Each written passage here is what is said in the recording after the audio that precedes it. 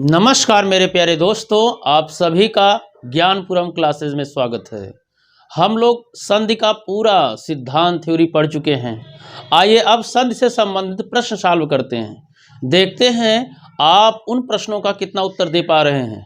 अभी देखिएगा टेट का एग्जाम होने वाला है, बात समझ रहे होंगे। सभी लोग तैयारी कर ही रहे हैं, कुछ लोग टेट का तैयारी चली रही होगी। जितने वनडे एग्जाम में संधि देखिएगा हर जगह पूछी जाती है। तो ये समझिएगा कि आप इस संधि से, ये जो आपसे यहाँ एक एक एग्जाम का नाम दिया गया है, ये मत सोचिएगा कि एक ही एग्जाम में पूछा गया है। ये बराबर कहीं ना कहीं रिपीट किया गया है कि ज़्यादा जगह ना घेर ले, इस वजह से ज़्यादा नाम नहीं दिए गए हैं। ऐसे प्रश्न कई जगह पूछे जा रहे हैं परीक्षाओं में। तो आप देखिए सॉल्व कर पा रहे हैं कि नहीं, बात समझ रहे हैं अच्छे से। तो चलिएगा देखा जाए संधि, जितने आप स्वर संधि, व्यंजन संधि, विसर्ग संधि, जितने संधि पढ़े हैं सभी को मिला के प्रश्न आपको एक साथ दिए जाएंगे। देखिए आप संधि के प्रश्न कितने सॉल्व कर पा रहे हैं, कमेंट बॉक्स में कमेंट करके जरूर बताइएगा। चलेगा, आप बताइएगा। प्रश्न है गवीश, गवीश में प्रयुक्त संधि का नाम है। चलिए बताइएगा। ये पूछा गया हाई कोर्ट और कई एग्जामों में पूछा गया प्रश्न है, लेकिन एक मैंने दे दिया हाई कोर्ट ARO में। तो अब यहां समझिएगा कि ये ऐसे मत सोचे, गवी से बहुत बार एग्जाम में पूछा गया, रिपीटेड क्वेश्चन है, कई बार दोहराया जा रहा प्रश्न पूछकर। तो आप क्या कर पा रहे हैं कि नहीं, देखिएगा बताइएगा इसमें कौन सी संधि है। गुण संधि, यण संधि, अयादि संधि, दीर्घ संधि। चलिए आप टिक करके बताइए अपने आंसर को कमेंट बॉक्स में भी, तभी आपके आंसर दिए जाएंगे। हाँ आप बताइए टिक करके कि कौन सा सही हो गया। आपको ज्यादा समय ना लेना पड़े, रूल को ब्रेन में चलाइए थोड़ा, देखिए क्या कर पा रहे हैं। बताइएगा कौन सा सही हो गया। हाँ एकदम स्पष्ट रूप से, कोई आपको परेशान नहीं होना है, फ्री माइंड से सोचिए कि इसमें कौन सी संधि होगी। नाम शब्द दिया गया है गवीश, बताइएगा। अच्छा आप लोग भी बताइएगा। चलेगा, आंसर मिल गया है कुछ लोगों का। देखिए त्रुटि में जा रहे हैं, यहाँ कुछ लोग बता रहे हैं दीर्घ संधि, जैसे वो लोग श्रीस इत्यादि ले रहे हैं ना, गौरीस, वो सोच रहे हैं कि जो ट्रिक लोग बताते हैं यूट्यूब इत्यादि से, अगर बीच में बड़ी ई आ जाए तो समझिएगा दीर्घ संधि यहां फंस जाएंगे, यहां गड़बड़ी आ गई, यहां दीर्घ संधि नहीं होगा, ये गलत हो जाएगा। समझ गए, दीर्घ संधि यहां नहीं होगा, ये गलत हो जाएगा। तो कौन सी संधि होगी, यहां होगी अयादि संधि। अयादि संधि,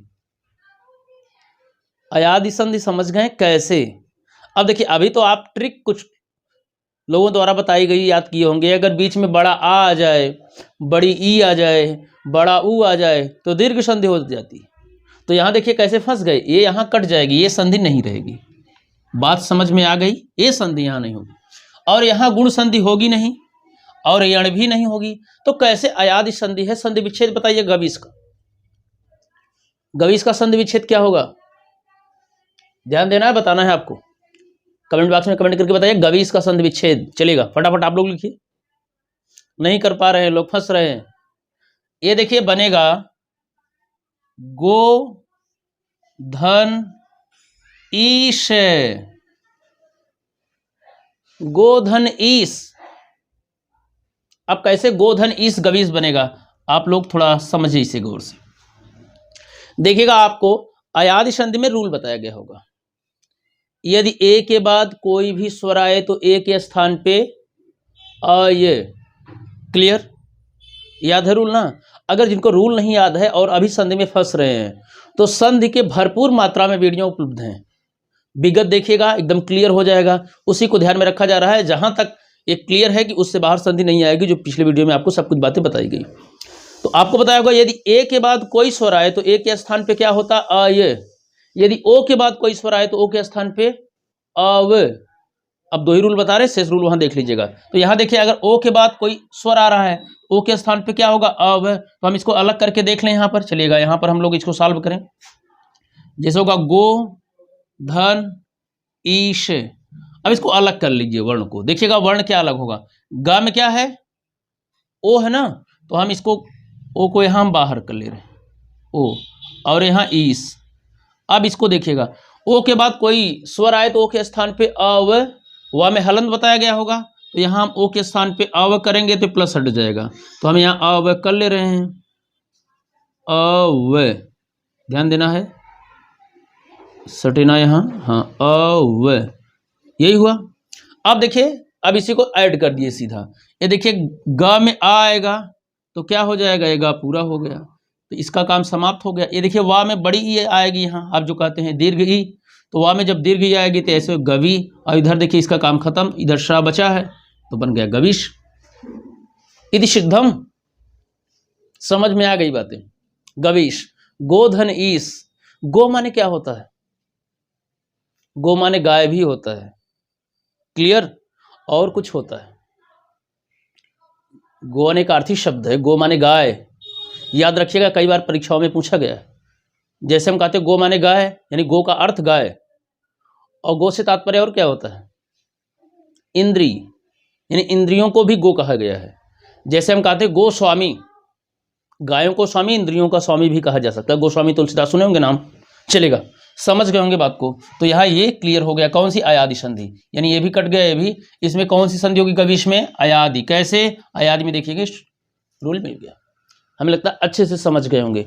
देखिए एक ही प्रश्न आप अगर एक एक गलती करेंगे, यहीं से सुधार करके आप पूरी संधियों पर पकड़ बना सकते हैं अच्छे से, कि त्रुटि ना हो, और यहीं से आपको सुधार की जरूरत है। चलिए अगला देखिएगा, ये भी समझिएगा। द्वावपि का संधि विच्छेद, ध्यान देना है, होगा, ये पूछा गया है रेवेन्यू इंस्पेक्टर में 2014, और ये भी कई बार एग्जाम में प्रश्न, मतलब ये शब्द पूछा गया है संधि विच्छेद। तो बताइएगा इसमें कहाँ बनेगा, इसका क्या होगा इसमें, संधि विच्छेद। और बताइए कौन सी संधि है इसमें, एक है द्वाधन आवपि, द्वौधन अपि, और दवधन अयापि, इनमें से कोई नहीं। तो बताइए कौन सा होगा विकल्प यहाँ सही, विकल्प ए बी सी डी में कौन सही होगा, यहां पर विकल्प बी सही होगा। अब कौन सी संधि हो रही है बताइएगा, इसमें कौन सी संधि है, अगर विकल्प यही मिल जाए, मान लीजिए आप समझ लीजिए विकल्प यही दे दिया जाए तो कौन सी संधि होगी, यहां भी भाई वही होगी, अयादि संधि। जितने लोग ध्यान दे रहे हैं ना, यहां भी अयादि संधि होगी, अयादि। अयादि का सूत्र भी बताया गया होगा, एचो अयवा यावा, ऐसा तो नहीं बताया चाचा यहाँ आवा ना, ऐसा नहीं बताया गया ना, एचो अयवा यावा लिखाया भी गया है, और कमेंट बॉक्स में कमेंट करके भी बताइएगा कि अयादि संधि की क्या विशेषता है और सूत्र क्या दिया गया है आपको, चलेगा। तो अगर आप ये सिद्ध करना है कि कैसे बन रहा है तो इसको भी यहाँ बता दिया जाए, देखिएगा बहुत अच्छे से समझना है आपको। अगर द्वैधन अपि को करना है तो आप इसको ऐसे कर लीजिएगा कि अगर आप इसमें से देखिए अव छुपा हुआ ना, इसमें अव है, अव, तो अव आप बाहर करेंगे तो इसमें हलंत लगा लीजिए, अव बाहर हो गया। इसी को अगर आप ऐसे करेंगे तो देखिए अव इधर है क्या, अपि। अब इसी को आप थोड़ा सा ध्यान दीजिए, अभी हमने बताया यदि अव के बाद कोई, मतलब ओ के बाद कोई स्वर आए तो ओ के स्थान पे अव है, यदि अ के बाद कोई स्वर आए तो अ के स्थान पे आए, यदि अव के बाद कोई स्वर आए तो अव के स्थान पे क्या हो जाता है, आव हो जाता है। तो अव के स्थान पे आव हो जाएगा, तो अव को हटा दे, प्लस भी हट जाएगा यहाँ, यानी यहाँ हम कर देंगे आव, क्या हो जाएगा, आव। अब देखिए ये द्व है और इसमें बड़ा यानी जैसे दीर्घ आप कर रहे हैं, जब ये आएगा तो हो जाएगा क्या, द्वा, यहाँ बना। और देखिए इसका काम समाप्त हो गया, इतने का वाह है, वाह में आएगा, वाह में हलंत है तो वाह इतना रह जाएगा, और इधर इसका मतलब इतने का काम समाप्त हुआ, इधर पा में छोटी यानी हर्ष हुई है, तो इसे ऐसे कर लेंगे तो बन गया द्वा वपि, तो मिल गया शब्द और सिद्ध भी हो गया। तो हमें लगता है इतना भी समझ गए होंगे, कोई दिक्कत नहीं होगी। अब आगे बढ़ा जाए, अगला देखिएगा शब्द है नयन, ठीक है ना। नयन माने क्या होता है जानते होंगे, नयन के कुछ पर्यायवाची बताइएगा, याद है कई बार एग्जाम में पूछा गया है प्रश्न में, चलेगा। नयन का शुद्ध संधि विच्छेद होगा, बताइए नयन का शुद्ध संधि विच्छेद क्या होगा, यहां है ने धन अयन, नय धन अन, ने धन अन, ना धन अन। ये यूपीसी सेट 2018 में पूछा गया, और ये भी कई जगह पूछा गया है, टेट इत्यादि में तो कई बार बस नाम नहीं, क्योंकि हमने बताया था ये बहुत जगह पूछा गया है, टेट में पूछा गया है, सीटेट में भी कई जगह पूछा गया है। तो ये ध्यान दीजिएगा कि नयन का क्या होगा, और वनडे एग्जाम में तो वैसे पूछा जा रहा है पेट इत्यादि में, ये समझिएगा जितने एग्जाम वनडे के हैं ये संपूर्ण संधि विच्छेद या जो संधि है अनिवार्य रूप से आती है प्रश्न, तो आपके त्रुटि नहीं करना बीएड इत्यादि से लेकर जितने भी लोग हैं, चलेगा। तो यहाँ पर क्या बनेगा, और टीजीटी पीजीटी वाले तो बताने की जरूरत ही नहीं, उनके लिए तो ये रामबाण का ही कार्य होना चाहिए ना, कि मतलब एकदम जुबान पर कोई त्रुटि नहीं होनी चाहिए।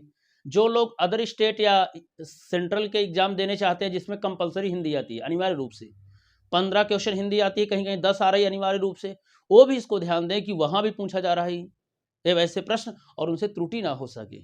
अगर एक एक नंबर करेंगे माइनस मार्किंग हो तो एक तो जाएंगे, अगला भी लेकर चले जाएंगे, तो ये होगा हम तो डूबेंगे सनम आपको भी ले डूबेंगे। तो ऐसा दशा ना आए, ठीक है ना, कि एक प्रश्न की वजह से आपको लगेगा आसान है तो इसको तो डुबोए, अगला भी डुबो देंगे, तो ऐसी दिक्कतें ना हो, जो आपका सरल प्रश्न है वो भी स्वतः ना डुबोने पर भी डूब जाए, तो चलेगा, याद रखिएगा। तो ये होगा नयन। तो नयन का क्या हो जाएगा बताइएगा, विकल्प टिक कीजिए, कौन सा सही होगा, कौन सा होगा यहाँ होगा ने धन अन, विकल्प सी। और जो लोगों ने अदर टिक किया था ने धन अयन, न धन अन, न धन अन, उनका गलत हो जाएगा। अब कैसे बनेगा, अच्छा ने धन अन में कौन सी संधि है, इसमें भी अयादि संधि है। 3 संधियां लगातार प्रश्न जो इधर पूछे गए थे उसको मैंने अयादि को कलेक्ट कर दिया था कि जिससे आप थोड़ा सा भ्रम में ना आ जाएं। लगातार 3 संधियां, फिर भी कुछ लोगों की काफ़ी गलतियां हैं अयादि संधि में हो गई। इसका मतलब अगर ये आप त्रुटि कर रहे हैं तो अयादि संधि को एक बार देखने की फिर जरूरत है। आप एक बार फिर से, ऐसा नहीं कि आप एक बार पढ़ लिए हैं तो फिर गलती नहीं होगी, उसे रिपीट कीजिए और बार बार देखते रहिए जिससे त्रुटि ना हो, चलेगा। तो ये होगा नयन का ने धनन। अब कुछ लोग ने धन आयन करेंगे तो नयन नयन हो जाएगा, कुछ लोग ऐसा टिक किए थे, चलेगा। तो ये बनेगा क्या, कैसे ने धन अन को देखिएगा, अगर आप इसे सिद्ध करेंगे ने धन अन तो ऐसे बनाना पड़ेगा, जैसे हो जाएगा ने प्लस अन। अब देखिएगा आपको बताएगा, इसे स्वर अलग कीजिएगा तो ये हो जाएगा ना, और इसमें ए छुपा हुआ है ना, ए है चढ़ा हुआ स्वर, और ये हुआ अन। तो बताएगा यदि ए के बाद कोई स्वर आए तो ए के स्थान पे क्या होता है अय, तो प्लस हटा दीजिए भी और ए भी, तो ये हो जाएगा अय। और देखिए ना है और इसमें ना में हलंत है तो ये आ आएगा तो ना पूरा हो जाएगा ना, यानी हो जाएगा ना ऐसे, यानी इतने का काम समाप्त हो गया। देखिए या में हलंत है, आ इधर है, तो ये दोनों या और आ मिल जाएंगे तो या पूरा हो जाएगा, क्योंकि या में हलंत था। और इधर देखिए ना बचा हुआ है तो इधर ना को लाइए, तो हो गया ने धन अन बराबर नयन। किसी कोई दिक्कत नहीं, चलेगा। आगे देखिएगा, अगला है रीति धन अनुसार। रीति धन अनुसार, तो इसका संधि क्या होगी ये बताना है आपको। तो रीति धन अनुसार की संधि क्या होगी, देखिए दिया गया है रीति अनुसार, रीति अनुसार, रीति अनुसार, रीत्यानुसार, बताइएगा। अच्छा कुछ लोग कह रहे हैं रीत्यानुसार, तुरंत पहुंचते ही पहुंच गए डी, गलत आंसर। हाँ तो तुक्का नहीं बनाना है, कुछ लोग पहले डी फिर कह रहे सी। अच्छा यहाँ तो होगा नहीं। अच्छा कुछ लोग ऐसे भी बना लेते हैं रीत्यानुसार, हम तो यहाँ दिए नहीं, कुछ लोग इसको ऐसे भी बना लेते हैं क्योंकि हम लोग क्लास लेते हैं रीत्यानुसार। कुछ लोग ऐसा भी बना लेते हैं विकल्प में, या तो विकल्प में दिया नहीं गया है तो उसे भी अगर दिया भी जाता तो भी समझे, कुछ लोग ऐसा भी विकल्प सोच लेते हैं रीत्यानुसार। तो आप लोग ऐसी गलती ना कीजिएगा, यहाँ होगा रीत्यानुसार। देखिए कई बार एग्जाम में, बस यहाँ थोड़ा नीचे जगह थी तो हमने लिख दिया कई जगह, जैसे यूपी उत्तराखंड होता है ना, टेट में 2015, राजस्व लेखपाल 2015, सह लेखाकार 2016, यानी कई बार परीक्षाओं में पूछा गया प्रश्न है ये भी। तो इसमें जगह थी, स्पेस ज्यादा हमने नहीं दिया कर, आपको बता दिया। तो अब ये कैसे बनेगा, रीति धन अनुसार को रीति अनुसार, इसको आइए यहाँ सिद्ध कर दे रहे हैं आपको तो त्रुटि ना हो। तो देखिएगा ये बनेगा रीति धन अनुसार, हुआ रीति धन अनुसार। अब यहाँ देखिएगा आपको बताया गया होगा यण संधि की क्या विशेषता है, यदि ई आई के बाद कोई असमान स्वर आए तो ई आई के स्थान पर या हो जाता है, उ या उ के बाद कोई असमान स्वर आए तो उ या उ के स्थान पर वा हो जाता है, री के बाद कोई असमान स्वर आए तो री के स्थान पर र हो जाता है, और सब में हलंत बताया गया होगा अच्छे से। और जो लोग यण संधि नहीं समझ रहे वो भी अच्छे से देखें पिछला वीडियो, समझ जाएंगे अच्छे से। यहाँ देखिए रीति धन अनुसार, क्योंकि यहाँ केवल प्रश्न कराए जा रहे हैं तो ये हो जाएगा री और ता में क्या है हरस्वी न छोटी, तो इसको हम बाहर कर लें, और यहाँ हुआ ई धन अनुसार। अब आपको सूत्र क्या कह रहा है, यदि ई के बाद कोई असमान स्वर आए तो ई के बाद देखिए आ गया तो असमान हो गया, यण संधि हो गई, तो ई के स्थान पे क्या हो जाएगा यहाँ या हो जाएगा, हलंत लगेगा धन हट जाएगा। अब इसी को जोड़ देना है, देखिए ता में हलंत है या में हलंत है, दोनों को ऐड करेंगे तो ये बन जाएगा ऐसे रीत्या, हुआ। इधर देखिए आ है, जब आ आएगा तो इसका हलंत गायब कर देगा, आ इसमें हम करें तो ये हलंत गायब हो गया। अब इसी को जोड़ लीजिए, देखिए बन गया रीत्य अनुसार इति सिद्धम, यही विकल्प यहाँ सही हो रहा है। देखिए यहाँ राफे बड़ी की मात्रा दिख रही है ना, क्योंकि वही शब्द है रीत्यानुसार। देखिए अब यहाँ या पे बड़ा आ ऐसे आएंगे तो गलत हो जाएगा, ये नहीं होना चाहिए, और इसी के अनुसार वो है, तो यहाँ पर विकल्प होगा सी सही। क्लियर, किसी कोई दिक्कत नहीं है ना, चलेगा। किसी को और कुछ पूछना है इसमें, चलिए आगे बढ़ा जाए। आइए अगली अगले प्रश्न को देखा जाए कि अगला प्रश्न क्या पूछा जा रहा है। आइए अब देखते हैं हम अगला प्रश्न, प्रश्न संख्या 5। तो प्रश्न संख्या 5 में हम देखें, इसमें पूछा गया है प्रश्न है यशोदा में प्रयुक्त संधि का नाम है। यशोदा जानते ही होंगे, यशोदा किसका नाम था बताइएगा, बताने की कोई जरूरत नहीं होगी। तो बताइए यशोदा में प्रयुक्त संधि का नाम है, कौन सी संधि है? स्वर संधि, व्यंजन संधि, विसर्ग संधि, इनमें से कोई नहीं। एक कई बार प्रश्न पूछा गया है, बस एक जगह का नाम दिया गया है, यूपी SSC और अधीनस्थ सेवा 2016। तो बताइएगा कि यशोदा में कौन सी संधि है? स्वर संधि, और इसका विच्छेद भी बताइएगा आप लोग। मान लीजिए ये तो यहाँ पर समझ लीजिए अच्छे से कि यहाँ पर यशोदा में पूछ लिया है संधि का नाम, और कई बार यशोदा का संधि विच्छेद पूछ लेता है, और कई बार विच्छेद से संधि जोड़ने के लिए कह देता है। तो आप बताइएगा यशोदा में कौन सी संधि है और संधि विच्छेद क्या होगा। चलिए फटाफट सभी लोग, ज्यादा समय ना लिया जाए। क्या बनेगा? अच्छा देखिए, कुछ लोग लिख रहे हैं यश धन उदा, और कुछ लोग यश धन ओदा। नए वाले अभी कुछ लोग गड़बड़ी कर रहे हैं, थोड़े लोग ध्यान दीजिएगा। जो लोग पहले पिछला वीडियो देखे हो कुछ सही है, बहुत अच्छे, एक लोगों का बहुत बढ़िया है, सही, वेरी गुड। समझ रहे हैं आप लोग क्या बनाए हैं? देखिएगा यहाँ पर कौन सा, कुछ लोगों ने स्वर टिक कर दिया है। यहाँ कौन सी हो गई संधि? विसर्ग संधि, यही ध्यान देना है, यहाँ पर यही विकल्प सही होगा।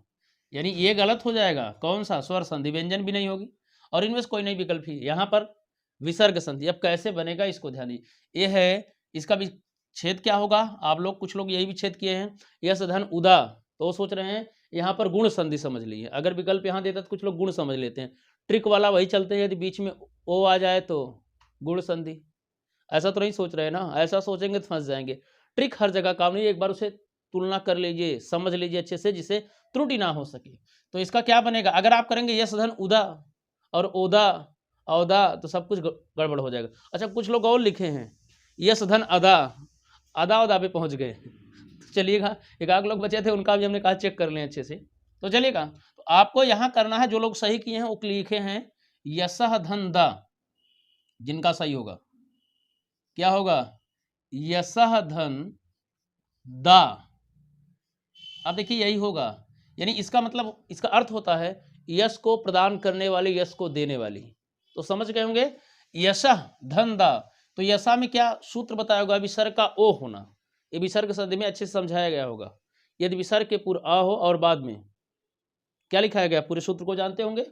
बाद में किसी वर्ग का तीसरा, चौथा, पांचवा और कोई स्वर ऐसे आए तो जो विसर्ग होता है इसके स्थान पर सीधा सीधा ओ हो जाता है। तो यहाँ विसर्ग जो है इसका ओ हो जाएगा, ये बन जाएगा यशा धनदा यशोदा। अगर अच्छे से, क्योंकि यहाँ संधि का आप सभी रूल समझाना समय लगेगा ज़्यादा, इस वजह से केवल हिंट दिया जा रहा है। अगर अच्छे से संधि जिनको और समझनी है, फिर से एक बार रिपीट करें, संधि से त्रुटि ना हो, ठीक है ना।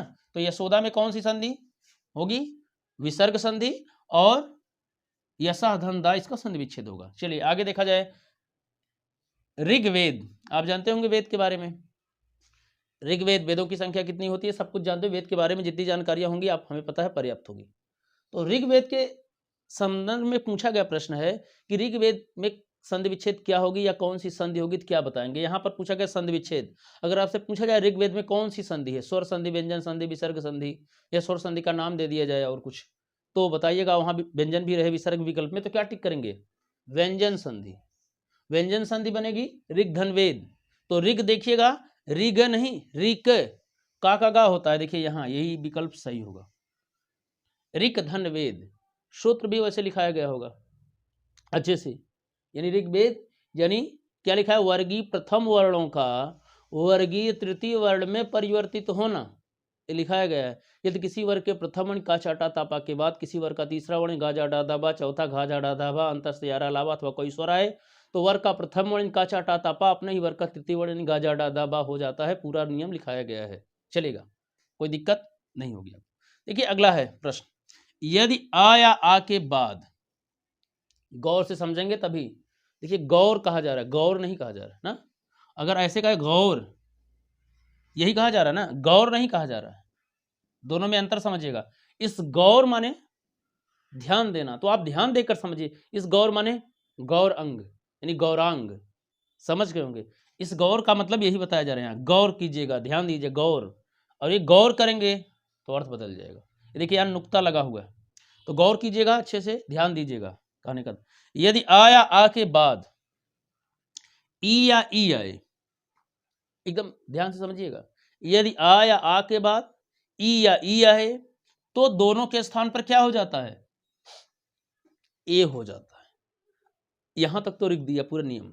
यह स्वर संधि कहलाती है, यानी यह स्वर संधि पूछना चाह रहा है प्रश्न कि कौन सी स्वर संधि होगी। स्वर संधि कितने हैं? मुख्यतः 5 मुख्य रूप से में ना, तो 5 में कौन संधि? विकल्प दिया गया, दीर्घ संधि, वृद्धि संधि, गुण संधि, अयादि संधि। आपको हमने बताया था गुण मत कहिए नहीं खाने वाला हो जाए, गुण और गुण में अंतर होता है, जैसे यहां हमने बताया, यानी गुण संधि गुण संधि, ये ध्यान, गुण की गुण, गुण तो समझिएगा एड़ा है, तो यहां पर कौन सी संधि होगी बताना है आपको, टिक कीजिएगा कि यदि आ या आ के बाद ई या ई आए तो दोनों के स्थान पे ए हो जाता है, तो संधि कौन सी कहलाएगी? स्वर संधि का कौन सा भेद है?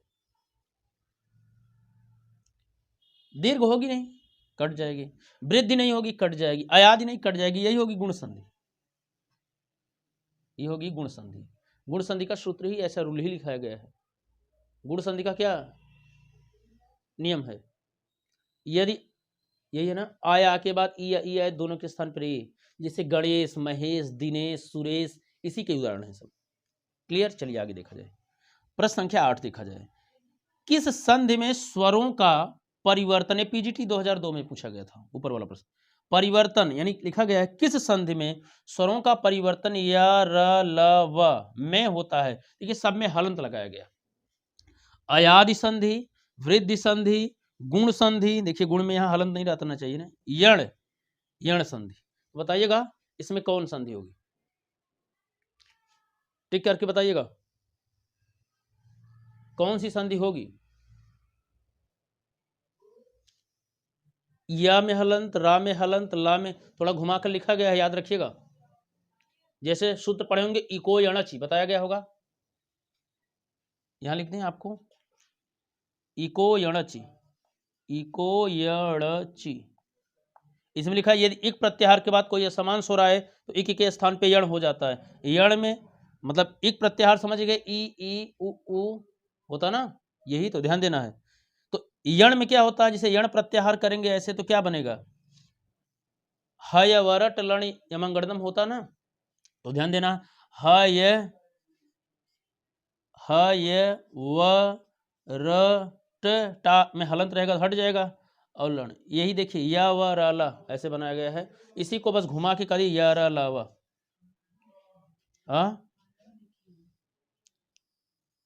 या व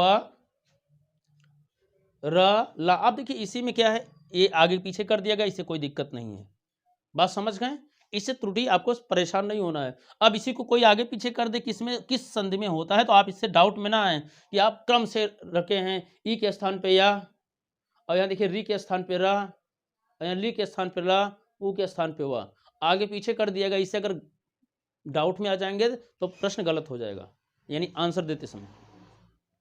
अब यहां पर वही सीक्वेंस या वा रा ला पढ़ लेते हैं, ई आई के स्थान पे या, ऊ के स्थान पे वा, री के स्थान पर रा, और ली के स्थान पर ल, और सब में हलन। लेकिन यहां थोड़ा सा आगे पीछे कर दिया गया, यह प्रश्न आपको घुमाने का तरीका दिया गया, तो आप समझिएगा अच्छे से। चलिएगा, अब यहाँ ई के बाद को री ला दिया है, फिर री ला दिया, फिर ऊ लाया है, तो आपको इसे डाउट में नहीं आना चाहिए। ये पूछा गया टीजीटी 2003 और पीजीटी 2011, देखिए दोनों जगह पूछ लिया गया। टीजीटी, पीजीटी, वनडे इत्यादि में व्याकरण को लेकर कोई अंतर ज्यादा नहीं आता है, सब समान ही प्रश्न रहते हैं मिला जुला कर। इसमें कौन सा विकल्प सही होगा, यहाँ पर होगा यण संधि। यणी रूल को अच्छे से समझेंगे, यण ड़ा में हलंत लगाना जरूरी समझिएगा।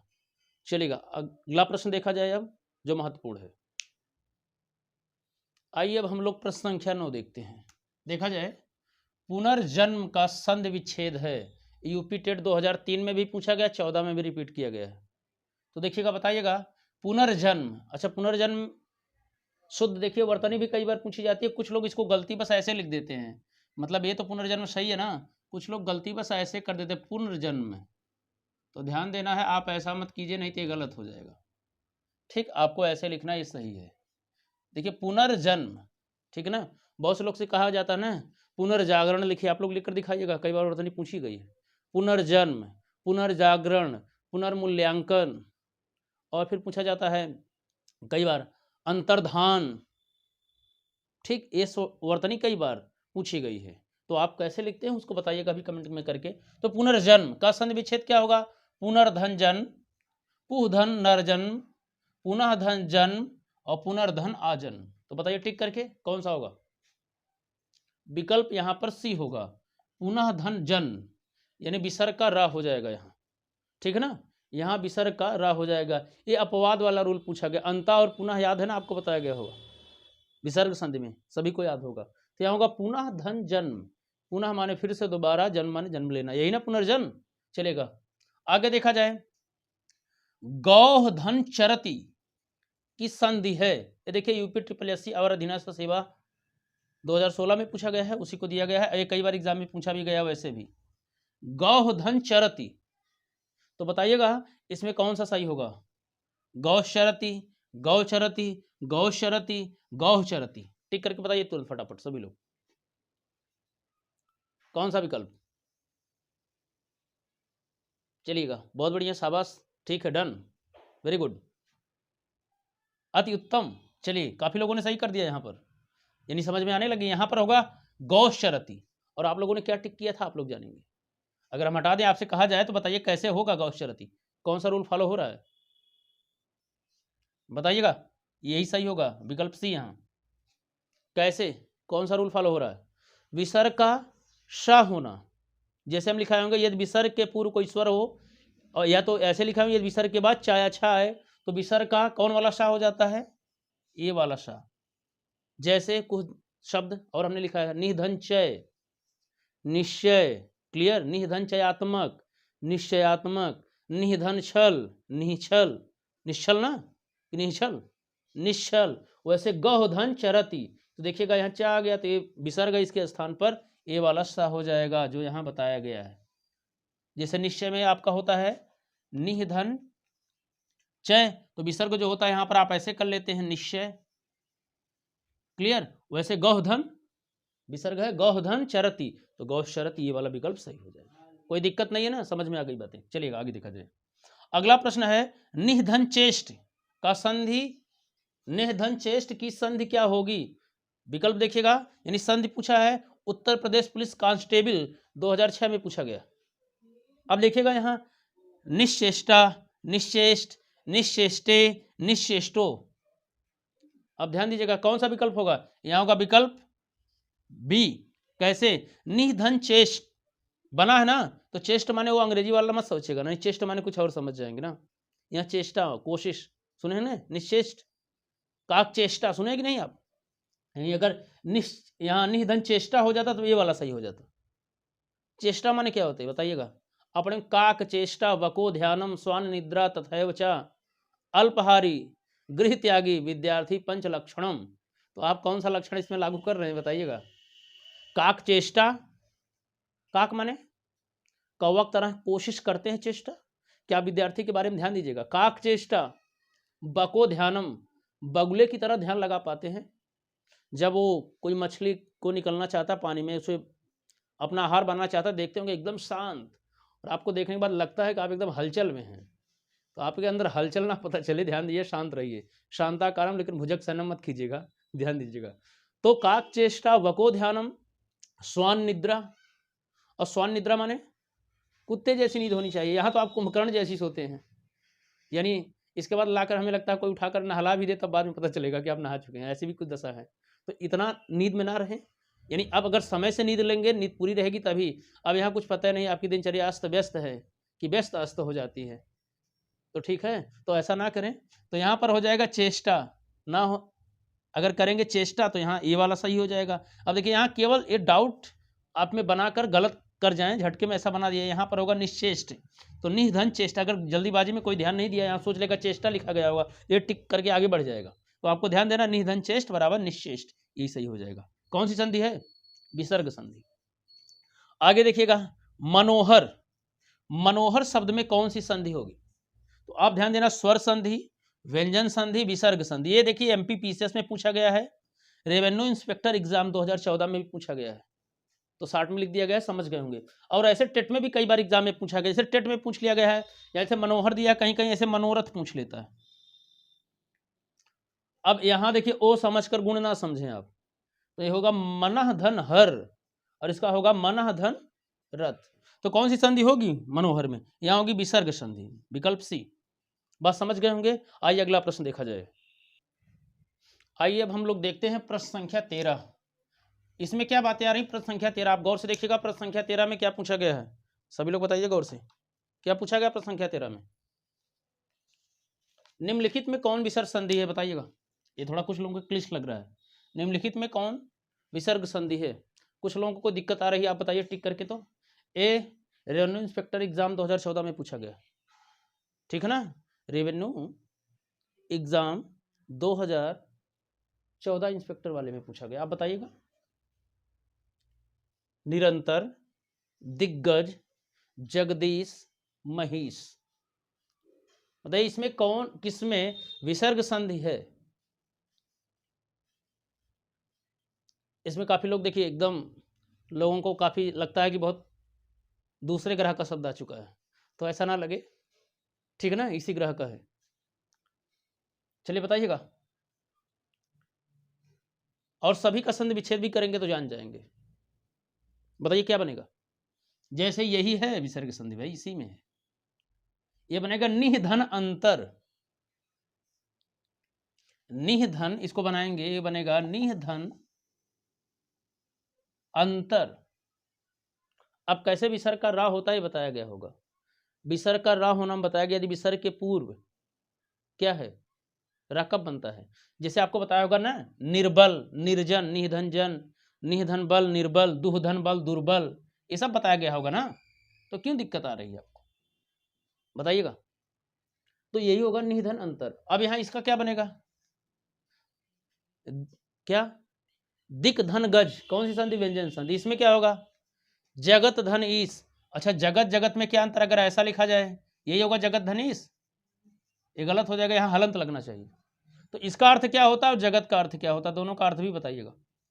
और अगला क्या होगा, महिष। हाँ अब बताइएगा आप लोग कमेंट करके, यही नहीं बताया जाएगा, चलेगा। अगला प्रश्न देखिएगा, प्रश्न संख्या 14, मृगेंद्र। मृगेंद्र में कौन सी संधि होगी? गुण संधि, यण संधि, अयादि संधि, दीर्घ संधि। ये पूछा गया छत्तीसगढ़ टेट 2014 में, कौन सी? यहां पर गुण संधि होगी, बहुत अच्छे। ये क्या बनेगा, मृग धन इंद्र ना। इंद्र में हरस ही होता, दीर्घ ही, कुछ लोग बहुत, कौन सी होगी, हाँ हरस ही होगी ना, कुछ लोग दीर्घ ही लगा देते। मृग धन इंद्र, संधि विच्छेद करके बताइएगा भी। यहाँ पर होगी गुण संधि, और अगर गुण ना दिया हो तो स्वर संधि भी हो जाएगी, बात समझ गए होंगे। चलिएगा, अगर ये सब विकल्प ना देकर यहाँ स्वर संधि दे, स्वर संधि टिक कर लेंगे। अगला देखिए दिया गया है सावधान। सावधान माने लिखा था ना कि सावधान रहिए, तो सावधान, पाकिट मारो से सावधान, तो समझिएगा।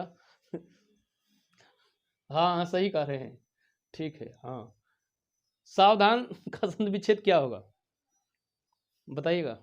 सावधान का संधि विच्छेद क्या होगा, और इसमें कौन सी संधि ये भी बताइएगा। सावधन धान, नहीं कहते बहुत साव हैं कि चोर हैं, तो साव चोर वाला तो नहीं समझ रहे ना। साधन वधान, वधान तो जानते होंगे क्या होता होगा। साधन आवधान, साधन अवधान। तो यहां पर विकल्प बताना है आपको कौन सा सही होगा। यहां विकल्प डी सही होगा, विकल्प डी। आप लोगों ने क्या लगाया वो अलग चीजें हैं, समझ गए होंगे। अगर ये लगाए होंगे सही होगा। अवधान से क्या अर्थ होता है ये जानते हैं, अवधान का क्या अर्थ होता है। अवधान नहीं बनेगा, ये भी गलत हो जाएगा, यहाँ ये भी गलत, यानी ये भी गलत, यानी यहाँ सही होगा साधन अवधान। चलिएगा, बस में कौन सी संधि होगी साधन अवधान में? अच्छा बस तुक्का विकल्प मिल गया तो टिक कर देंगे, अगर पूछ लिया जाए तो फंस जा रहे हैं। कौन सी संधि, अगर विकल्प ना दिया जाए कौन सी संधि पूछी जाए तो क्या बताएंगे, बताइए तुरंत।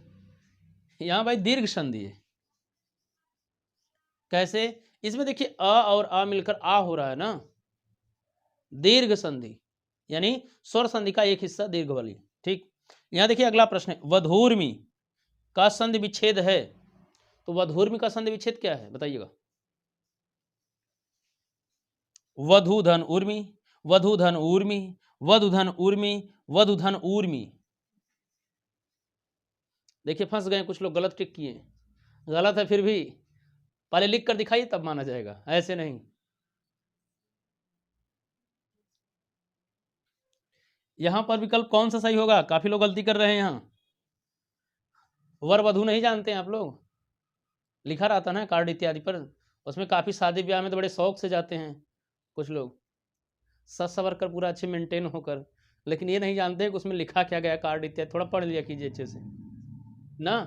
तो होता है वधु, शब्द एक सही है, और ऊर्मी होता है। ये विकल्प यहाँ सही है, यानी विकल्प बी सही होगा, शेष गलत हो जाएंगे।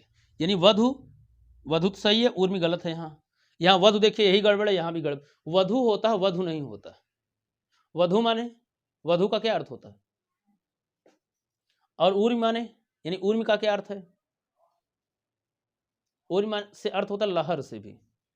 तो यहाँ वधु के अंदर उठने वाली लहर ना समझिएगा, समझ रहे ना? तो चलिएगा, ज़्यादा समय ना लिया जाए, ठीक। आज इतना ही। संधि को सब कुछ आप रिपीट कर लीजिएगा, काफ़ी आपको संधि से प्रश्न करा दिए गए हैं परीक्षाओं से जो संबंधित हैं, और पूरी संधि एक बार अच्छे से देखेंगे तो उसमें काफ़ी शब्दों का मतलब जितने प्रश्न महत्वपूर्ण बनते हैं परीक्षा के लिए, बहुत बेहद इंपॉर्टेंट हैं, वो सब संधि के तहत बता दिया गया है। आज संधि की यही आखिरी क्लास रही, संधि समाप्त हुई है, और जितनी चीज़ें आप अच्छे से तैयार कर लीजिए, संधि से आपका क्वेश्चन गलत होगा ही नहीं, जितने भी उत्तर देंगे सब सही हो जाएंगे। लेकिन एक बार आप धैर्य के साथ बहुत शांत चित्त होकर एक बार अच्छे से स्टडी कर लीजिए, अध्ययन कर लीजिए, फिर कोई त्रुटि नहीं होगी। तो आज इतना ही, शेष हम नई टॉपिक के साथ अगले वीडियो में मिलेंगे। तब तक के लिए नमस्कार, धन्यवाद, जय हिंद।